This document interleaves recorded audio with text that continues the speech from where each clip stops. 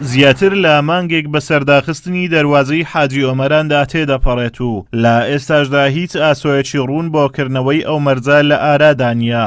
داخستنی دەواازە سنووریەکانی هەرێم لەلایەن ئێرانەوە زیانی زۆری بەر هەرێمی کوردستان گەیاندووە و تەنها لە مەرجی نێودەوڵەتی حاجی ئۆمەران ساڵانە بە بڕی سەدان ملیار ئاڵوگۆڕی بازرگانی لە نێوان هەرێم و ئێراندا دەکرێت. قایمقامی قەزای چۆمانیش دەڵێت مەرجی نێودەوڵەتی حاجی ئۆمەران لەلایەن کۆماری ئیسلامی ئێرانەوە تاکلایەنە داخراوە. دیارە بەنسبەت داخستنی سنووری حاجی ئۆمەران کە هەرێمی کوردستان بە کۆماری ئیسلامی ئێرانەوە دەبەستێتەوە، تاکلایەنە لەلایەن کۆماری ئیسلامی ئێرانەوە داخراوە.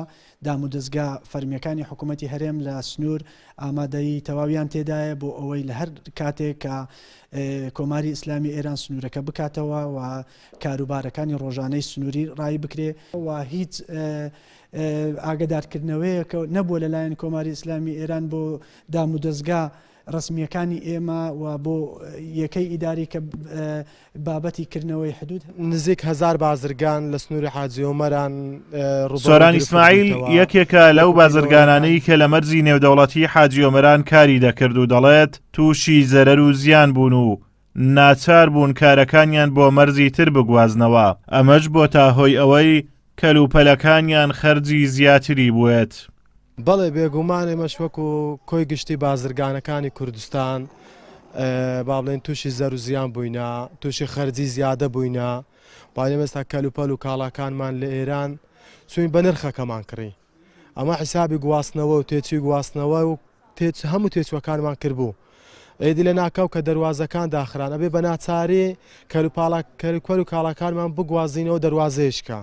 دیسان تێتوێشکەمان دێتەوە سەرڕێ و لەو دەواازەش داخلی سنووری سلێمانی بکەینەوە، لە سنووری سلێمانش داخلی ناو هەولێری بکەینەوە. یعنی دیسانەوە هەموو خەرجیە، باڵێن هەمووی تووشی ڕوبەڕوو تووشی زیان و زەرەر بووینەوە. بەهۆی داخستنی دەواازەی حاجی ئۆمەران نزیکەی 1000 بازرگان و 200 پیشەوەر و زیاتر لە 8000 کۆڵبەر و نزیکەی 1000 بار هەڵگر بێکار بوون. لە 15 ئۆکتۆبەری ئەم ساڵ کۆماری ئیسلامی ئێران دەواازەی نێودەوڵەتی حاجی ئۆمەرانی داخست. لە حوتی ئەم مانگەش هەڵەکانی ترانزێت و هاتوچۆی هاوڵاتی لە مەرجی حاجی ئۆمەران ڕاگرت و ئێستاش نەهاتوچۆی هاوڵاتیان و ترانزێت و ئاڵوگۆڕی بازرگانیش لەم سنوورەدا نەماوە. ئازاد ئۆمەراوی کەناڵی ئاسمانی پەیام، مەرجی نێودەوڵەتی حاجی ئۆمەران.